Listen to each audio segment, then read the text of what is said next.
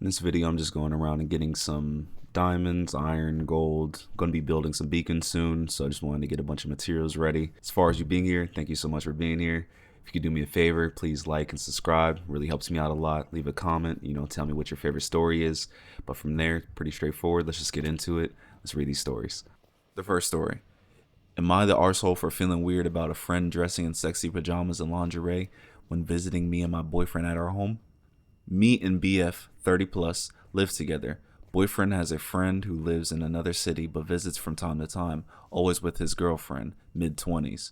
When they visit, she always prances around our house wearing tiny pajamas, and I mean tiny, micro shorts, tiny silk numbers, etc., or sexy baby doll lingerie. No robe on top. She wears that not to go to bed, but at the breakfast table, in the evening when watching a movie. Basically, if not outside, at home, she changes into them from outside clothes immediately. She would often turn around and flash us with her ass. Thank God she's wearing underwear. Or bend down a bit, and then hello titties, obviously no bra. I never thought much about what any of my other girlfriends wear when visiting, but that's because I never saw their asses hanging out and their tits dropping out of their tiny silk top. Am I the asshole for feeling weird about it and wanting to say something? In addition to cringing every time I hear they're visiting, I am feeling a mixture of shame, embarrassment for her, but also anger, as this seems wildly inappropriate to me, while both my boyfriend and hers don't even blink. I feel even more shamed when we have other friends over at the same time, as I'm wanting to apologize to them for her particular home fashion style. I don't feel comfortable confronting her directly. Tried discussing with BF, but he sees no problem with that. Perhaps he's enjoying the free Victoria's Secret show. Peeps, am I the asshole?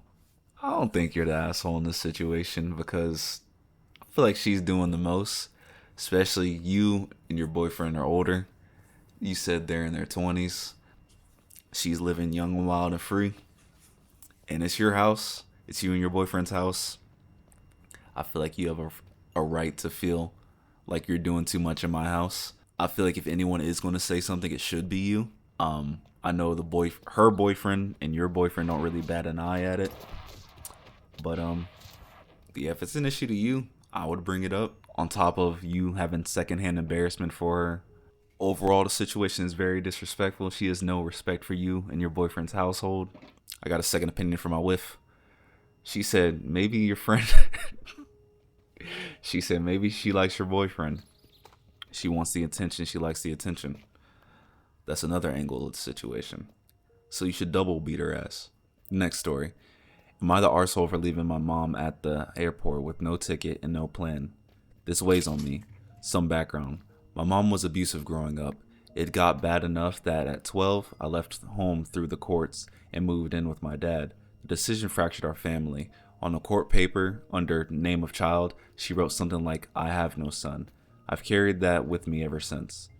I had a little contact with her after that, briefly at 17, again in my early 20s, and not consistently until much later. I'm now almost 40. I spent over 20 years drinking heavily and finally got sober in 2018, which is when I made an effort to reconnect with my family, including my mom. She's closer to 70 now and has zero contact with 2 out of her 3 kids. Reconnecting wasn't easy.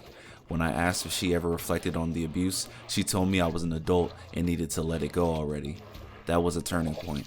I realized any forgiveness would be one-sided. If I wanted peace, it was on me. Since then, our relationship has been rocky, but present. We've had family reunions and even traveled overseas together for 3 weeks. We argue often, usually over small things, but we stayed in contact, until this. Last summer, I invited her to my city to see a band she loved since I was young. The plan was simple. She'd arrive on Wednesday, we'd go to the concert on Thursday, she'd fly out to visit my sister on Friday, and I'd leave early Saturday for my own trip. She agreed. When she arrived, she mentioned she'd only bought a one-way ticket and would book the Friday flight later. That made me uneasy, and I reminded her several times to make sure it was booked. I thought I was clear in my wording and tone that I didn't want anyone staying in my house while I was gone. Friday came, the concert was fine. Then she told me she still hadn't bought the plane ticket. And now, with prices having gone up, she planned to stay a few extra days while I was away. I told her plainly, I'm leaving at 5 a.m. tomorrow. You need to get on that plane. I even offered to cover the extra costs. She refused and invited herself to stay at my place. That's when I said clearly that I was uncomfortable with anyone staying in my home while I wasn't there. She accused me of not trusting her and said she was my mother. I said it wasn't about trust. I didn't want anyone in my house. The argument escalated. Finally, she said, "Fine, take me to the airport." I think she expected me to cave in. I didn't. I packed the car, grabbed my daughter, and drove her to the airport in silence. When we arrived, it felt like a standoff, like she was waiting for me to say, "Never mind, don't go." I didn't. I took her bag out, set it on the curb, and told her, "If you can't find a ticket, let me know. I can help you pay for a hotel." Then I left. Months later, I'm still thinking about it. I don't think I stranded my mom with no options. I offered to cover the cost of the flight and hotel. But I did leave her at the airport knowing she hadn't booked a ticket. Am I the asshole? Absolutely not. The plan is you fly in this day. We go to the concert. The next day you fly out. Before you get here, make sure you book that ticket. She gets there, didn't book the ticket. There's nothing more I could do for you. I told you I don't want you here. You made it firm and clear that you don't want her here. And then on top of the comment of her, "It's been years, get over it." Man, accountability, bro. Doesn't know this one. She could have just apologized, if anything. Those weren't the best years of my life. I have some regrets about how XYZ. But nah, she just said, "Get over it. I'm staying at your house, and you aren't going to do anything about it." I'm glad you stood 10 toes. I'm glad you stood up to your mother. I'm glad you didn't let her walk over you and let guilt get the best of you in that situation. She couldn't even apologize for something that bothered you, but wanted to stay at your house while you were gone. It then had the audacity to say, "But I'm your mother. You don't trust me? You're my mother that won't apologize for abusing me. You're my mother that told me to get over the abuse you caused me." Nah, bro. You stood 10 toes, bro. Don't even lose sleep over that one. You didn't leave her no options. You even offered to cover the cost of the ticket and the hotel. You did everything you could in this situation, bro. Nah, you're good. The next story. Am I the arsehole for not giving my parents the master bedroom in my house? Hi all, first time posting. My parents and younger brother are about to move into my house, 4-bedroom, 3 bathrooms, and I'm having a bit of a dilemma. I offered for my family to move in with us whilst their house is getting built after the sale of their current home. We live in a rental crisis, and when a rental is secure, it can be really expensive. I'm super close to my parents, and without thinking, of course I offered them to live with me for the year and a half it'll take to build. Currently living in my home is myself, my husband, and our newborn baby. My husband is only home 1 week of the month as he works away. It was loosely agreed that my parents and brother would take the back 2 rooms, which have a bathroom, walk-in shower and bath, and toilet between the rooms, and set up their sofa and TV in the activity area next to the rooms, so they would have one wing of the house and my husband, daughter, and I the other side of the house. My daughter currently stays in our room, but we eventually move to the back of the house near my parents next to the activity area. We have a 1-story house. My mother has been making comments to the effect of, "I think your dad and I should be getting the master bedroom," in a casual, non-serious way, which has bothered my husband, who says, "They're not getting our room." She's also made comment that they'll hear the baby crying during the night, so she thinks I should be in the back room closer to her. To be honest, there is not much distance between the master and my daughter's future room and the back rooms. Also, that the TV in the activity area will keep the baby awake when she moves into our room, so she'd just stay in the theater room next to the master. Now I've found out that my mother has been making comments to my other brother that it's disrespectful that I haven't offered her and my dad the master bedroom that has an en-suite because she's going to be paying half the mortgage. This has not been agreed. An amount they would pay us monthly was agreed, but it's nowhere near half the mortgage. It's enough to cover bills. So my question is, am I the asshole for remaining in the master bedroom and not giving it to my parents? Absolutely not. It's your home. Reading these past stories made me realize that I have really good parents. It's made me very grateful that my parents have never taken advantage of me or my kindness. They've humbled me. They've been humble. I've never felt like they saw themselves as more important than me or within reason put their selves over me. Never seen it. Really, I'm really glad I had cool parents. Shout out mom and dad. But no, it's your home. I don't get how you can be offered to stay with somebody. You come in with that person, no matter what the relationship is, and make demands in that house. That's the next level entitlement. I understand you're close with your parents, but that entitlement is ridiculous. They're moving in with you. You're doing them the favor. They're going to be at your house for a year and a half. But they want demands to be met. What sense does that make? Absolutely not. You need to stay in 10 toes. I'm with your husband. No, they're not getting the master bedroom. They don't need it. They got everything they need. Why would they get presidential treatment in your house? Why would they get favoritism in your house? And then trying to use your daughter, their granddaughter, as like a scapegoat to get you out the master bedroom. Trying to find ways to get you out the master bedroom is so corny. No, bro. You need to stay strong. I know you love your parents. I know you don't want to disappoint your parents. You don't want to make them upset.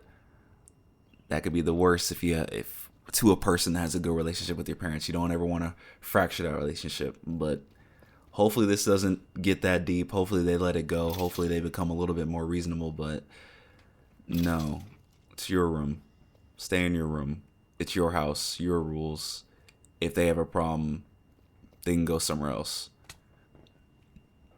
Especially since she wants to be a snob about it and talk about she's paying half the mortgage when she's only just covering some bills. This thought just came to my mind as I'm editing the video.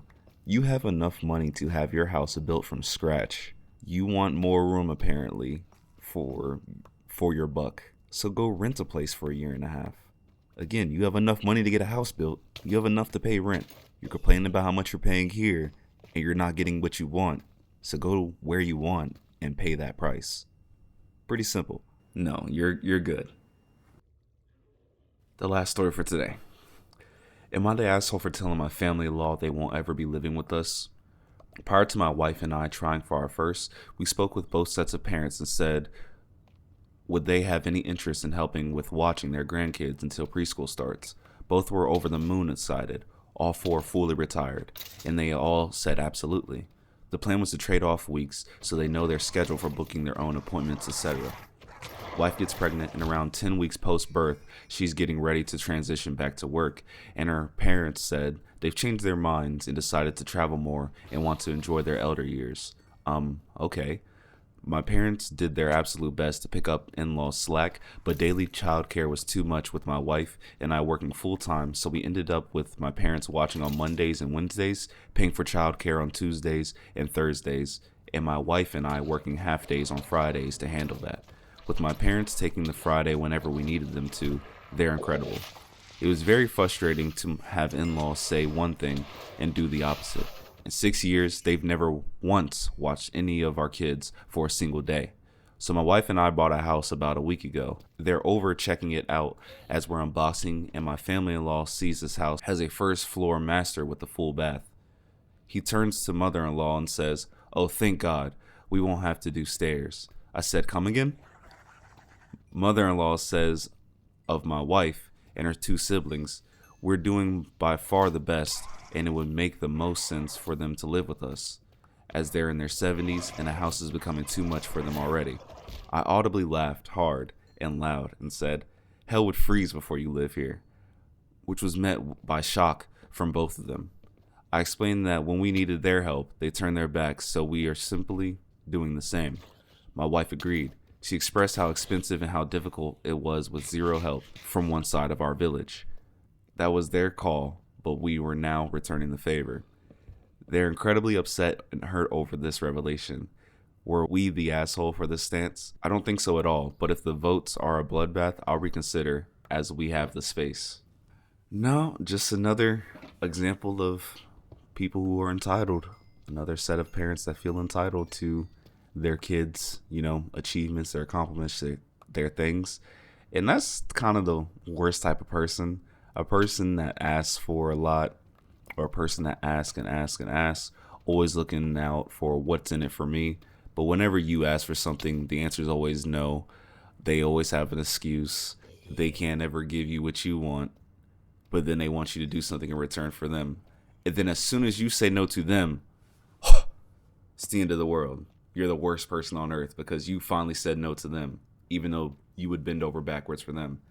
And like you said, when we asked for your help, you weren't there for us. So why would we be there for you? I mean, can it be seen as petty? Absolutely. But no, I wouldn't say you're the asshole. They said they would help. They changed their mind. Okay. Because you didn't help, I'm not going to help. And you said within 6 years of your kids' lives, not one single day have they ever watched those kids. But they want to live with them all of a sudden? Nah, kick rocks with that one. Nah, you guys are all good. I'm telling you, bro, those people suck. Ask and ask and ask, but never want to give. But you're a terrible person for not giving to them for once, or in general. It's madness. It's a mental illness.